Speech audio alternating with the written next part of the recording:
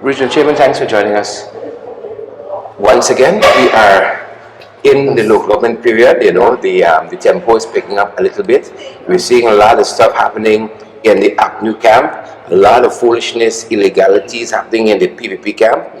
Talk to us about local government election and the campaign in Linden. Let's start here. All right, so thank you. First of all, today I'm happy to be here in the land of the living. I want to say thanks to the APNU, AFC, for bringing back local democracy after some 20 years, the absence where we had several IMCs that were set up. And so we're happy that we are able to participate in a process that will ensure that people within the constituencies across our town here at Linden and even at the NDC in Kokwani are given the opportunity to elect genuine people who have their interests at heart. We have seen over the past couple of months, while the APNU would have utilized a similar structure to that what we did in 2018, where we ensured at all times that we kept our constituents' perspective in mind, where our candidates were validated by the people in their community. We did not handpick anyone. It is recommendations that came based on consultations, and we would have met with various groups of people. And so, as you know, the coalition government and coalition politics is all about broad representation. Political parties have to compromise on their opposing ideology to arrive at policies and programs that will benefit you, the people. And so we are happy that the APNU would have done consultation and would have been interacting with several people. Later on in the program, I will, of course, share with you the names of our candidates and their backgrounds, and why it is that our candidates, of course, is better than any other candidate that you will see emerging via the media or whatever other source they will come out. And so we, of course, went through the nomination process. We ensured that our potential candidates and aspiring councillors would have interacted with their constituency. They briefed them, they told them that they were representing the APNU. They told them that the process, of course, for each constituency, you were required to have just close to 60 signatures of people who will support them in the upcoming elections. And so from constituencies 1 to 8 here at Linden, Amelia's Ward and Bamia, constituency 1, Retrieve, Carcara, Spikeland, constituency 2, Central Mackenzie, constituency 3, South Mackenzie, constituency 4, Canvas City, Silvertown, West Watuka, constituency 5, Christianburg, constituency 6, Blueberry Hill, constituency 7, and Wizrock, block 22, constituency 8. Our candidates, of course, went into the fields.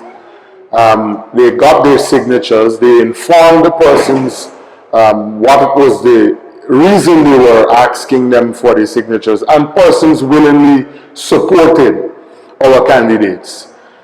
Against that backdrop, and contrast that with what we are now seeing emerging once we would have submitted our nomination day, there's this issue that came up 24 hours into the nomination submission, where the PPP attempted to practice once again domination and control. We had a confrontation.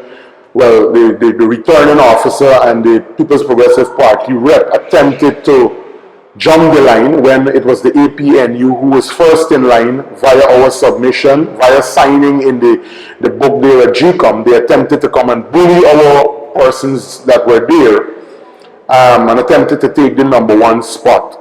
And of course, the returning officer, who is a very professional person, does not get involved in politics, said to them plain that her information, and based on the records and other evidence that was presented to her, that it was the APNU who submitted their list of candidates first at Linden and at Kokwani. And so many of you saw and you would have heard of the disinformation that was being peddled by officials who were representing the ruling government. But we, of course, persevered, and we were able to submit our list in keeping with the rules that were outlined by GCOM. Once we would have made our submission, we went through the process. GCOM, of course, scanned all of our documents, they input it in the system, and we received a letter that our signatures were approved. Of course, there's a grace period after that where persons can object, and they can, of course, raise concerns whether or not, and you've been seeing what has been coming out in the media of several persons being defrauded in other parts of the country, and even here in Linden. And I heard via a press conference where the Vice President would have mentioned that there was a candidate here who, in essence, they were trying to make it appear that that candidate signature was forged, or the candidate was not aware that she was being signed up to serve on the APNU list. And I can say to you that we have evidence in our possession that that candidate approached us to say that she's willing to be a part of our team. However, what occurred within that 72-hour period where persons were being threatened to put on the PPP jersey, especially the 10-day workers, the NDIA workers, the part-time workers, and the CDC workers, they were all threatened that if they did not comply, that their contracts, in the case of the 10-day workers, their contract come up for renewal May, June, which is a month away.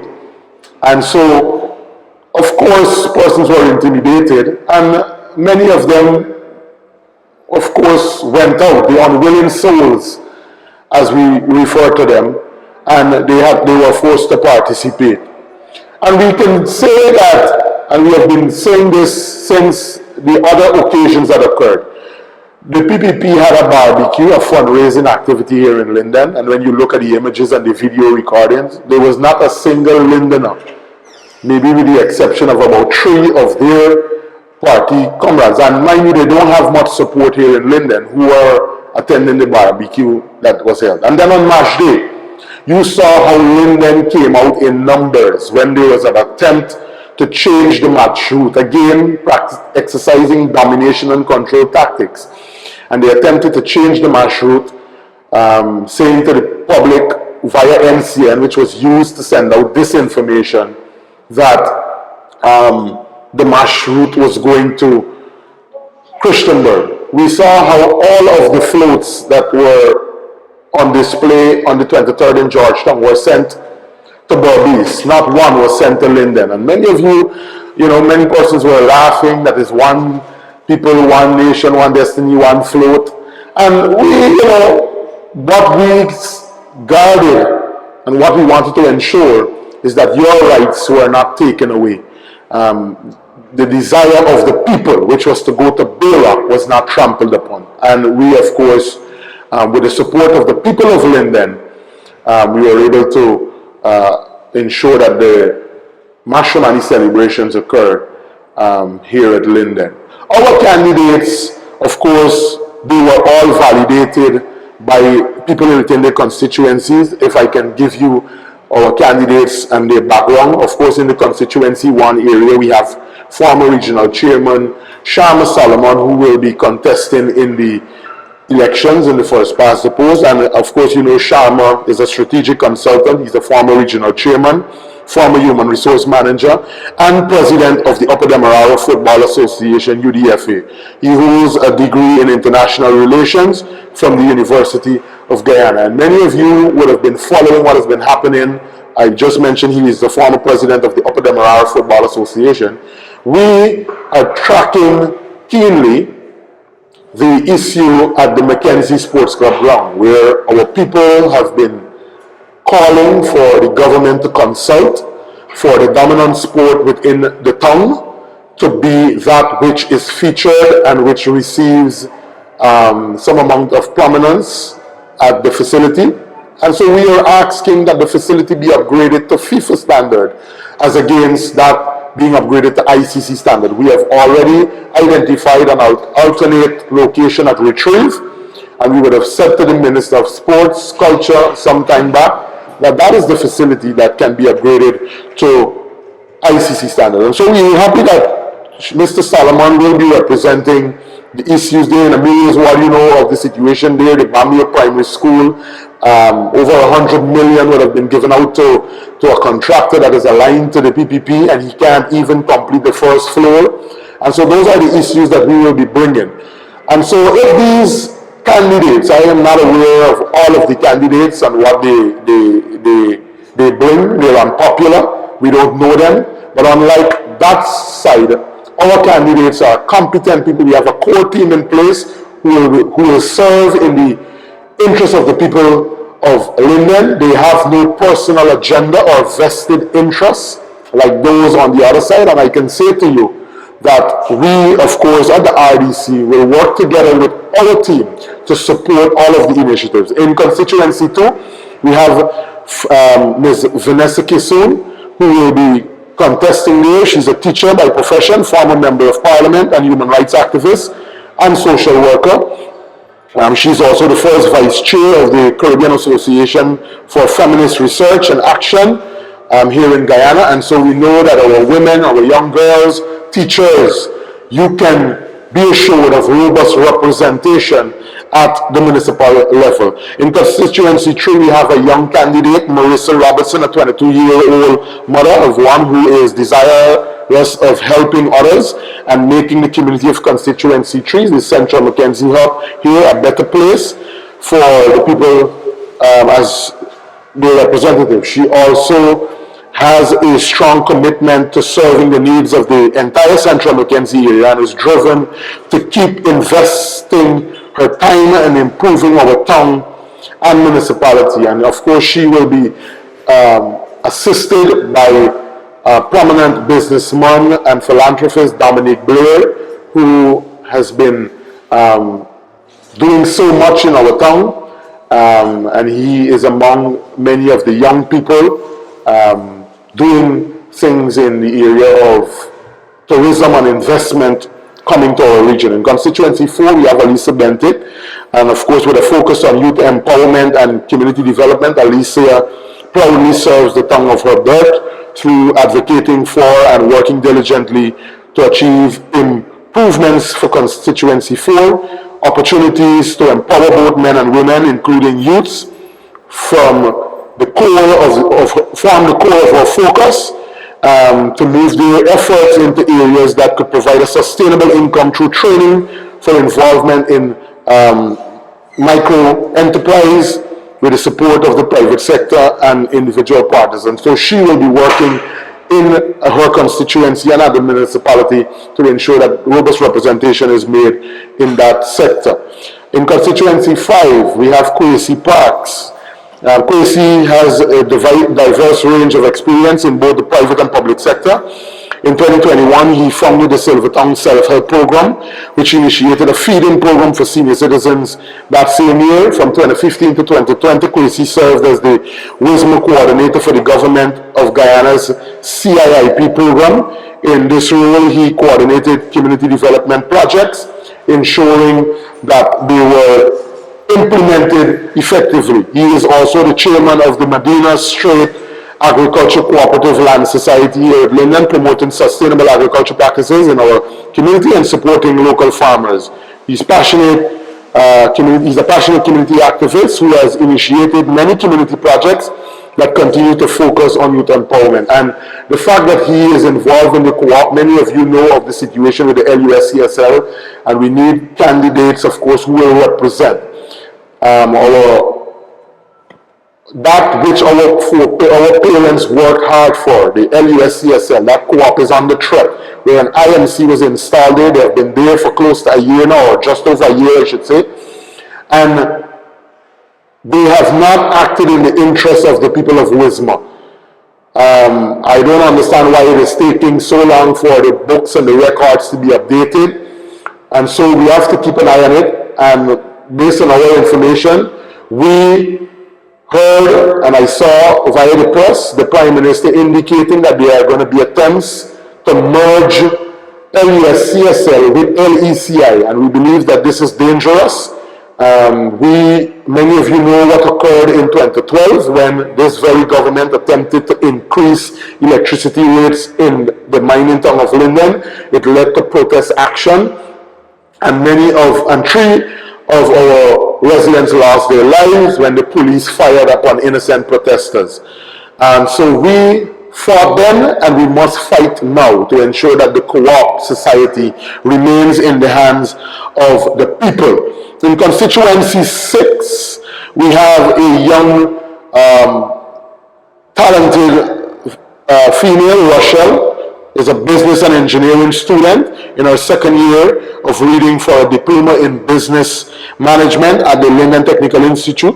This brilliant daughter of Linden's soil would have graduated with an associate's degree in civil engineering and is currently on attachment. She's committed to the development of our community and the town of Linden. Rochelle is determined to work on behalf of all of the residents of Constituency 6 Christiansburg to realize sustainable development for these areas. Many of you know of the infrastructure issues that we've been having in the region.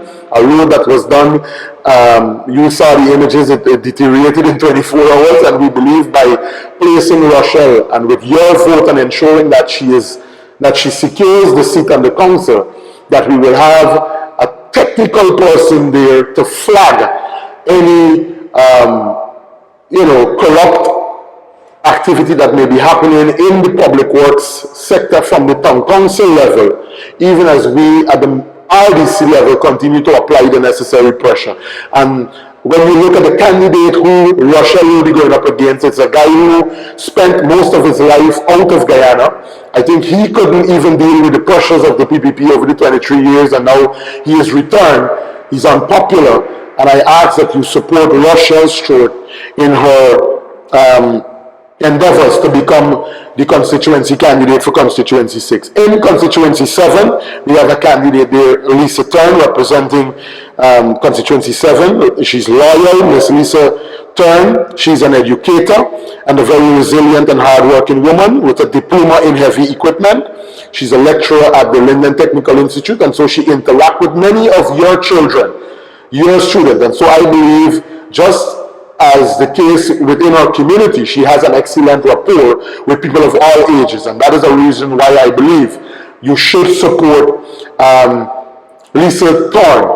Contrast her with the candidate on the other side, well, you will be surprised, and I understand that he is the candidate that they are hoping to become mayor, somebody who it is alleged would have been accused of burning down the Ministry of Health. And so Constituency 7, turn up and vote. It is important that everyone vote, and vote early.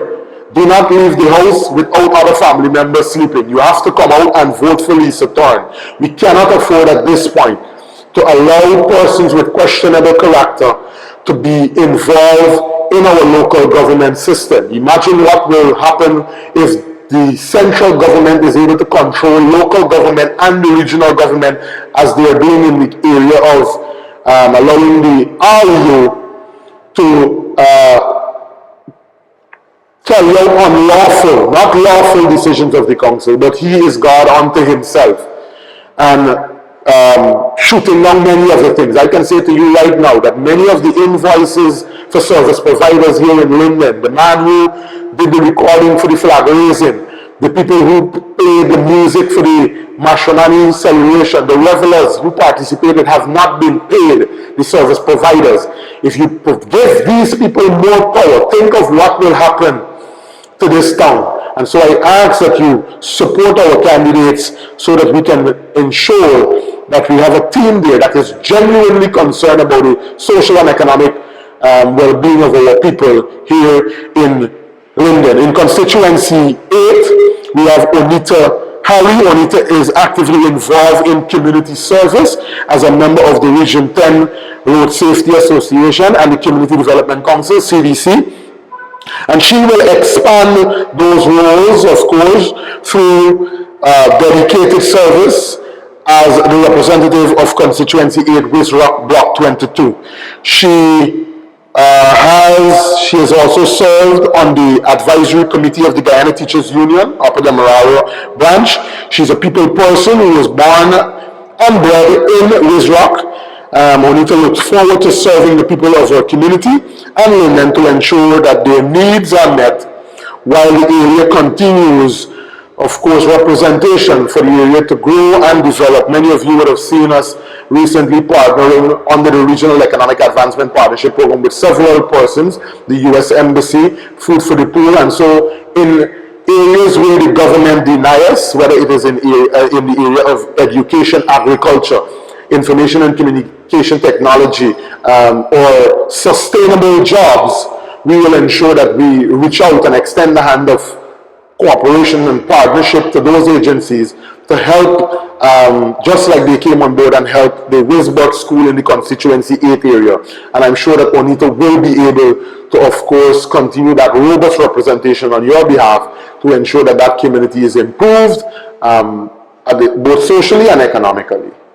Excellent, Regional Chairman. Thank you for walking us through the various candidates for councillor at local government. I know you also have happening simultaneously, you have Linden Tongue Week. It's a huge event. I see people coming in from all over the world, you know, to be a part of the Tongue Week. Tell us how that's going. So, of course, you know, Linden will always have its challenges. Happy 53rd anniversary, of course, to all people, and on behalf of the RDC, it is indeed an honor to bring greetings to Madam Mayor, the Deputy Mayor, and councillors there. Many of you, and even I just stepped out briefly from the ceremony there, of course, as was done over the past 3 years, we have been writing to various ministries requesting that resources be sent to the region. The mayor would have just indicated that several letters were sent asking for assistance in the area of tourism, and none was acknowledged. In fact, the Public Works Ministry would have received several critical capital works, as was the Agriculture Minister. And we have not received a response from any of the government agencies. And so again, it goes back to this government believing that they can railroad the local democratic organs and have their way. It's either their way or nothing, or no way. And so Madam Mayor would have articulated that she would have written to several ministries. They have not responded.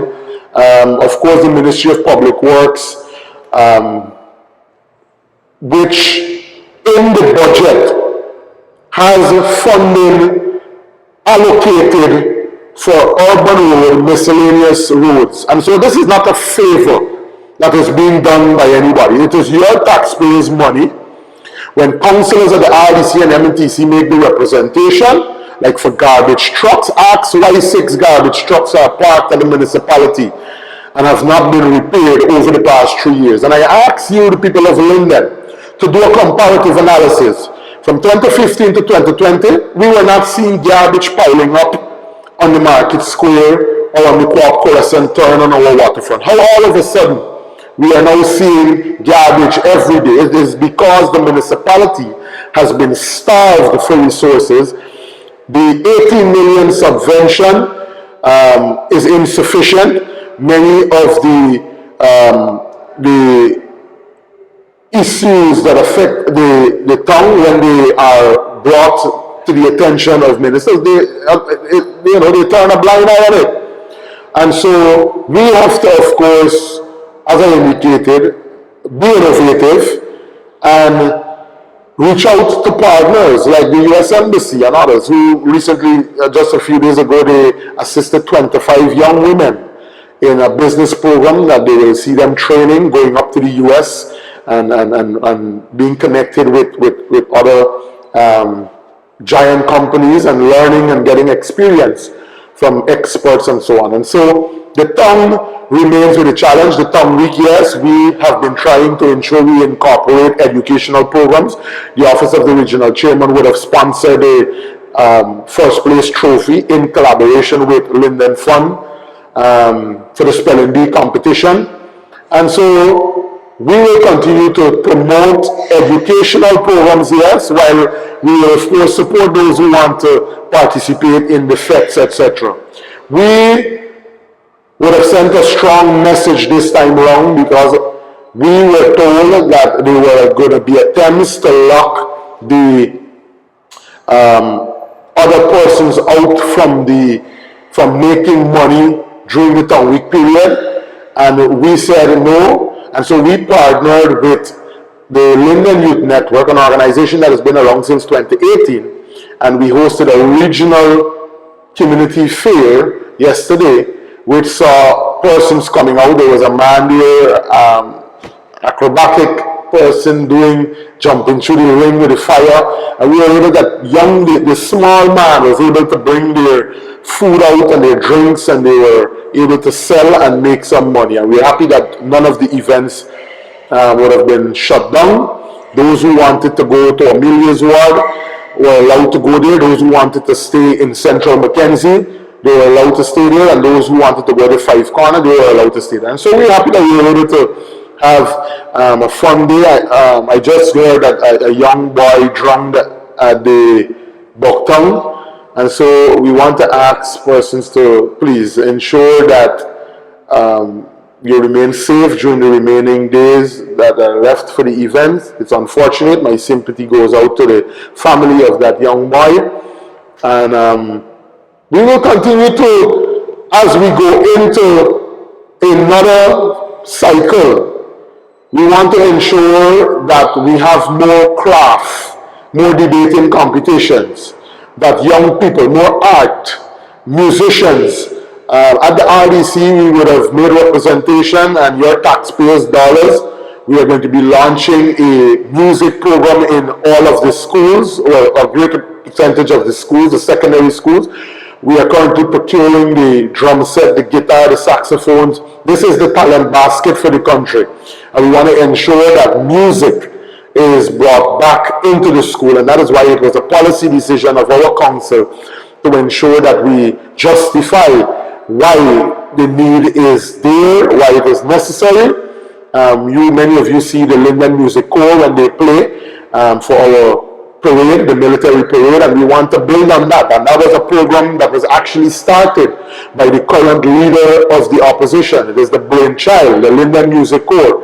And so while I know there were attempts to defund it in 2020, when a message came out from the Minister of Culture, Youth and Sports, they have been reaching out. We have been hiring them at the RDC, and we are keen, and I would have indicated that all musicians that operate under the RDC must be paid for their services.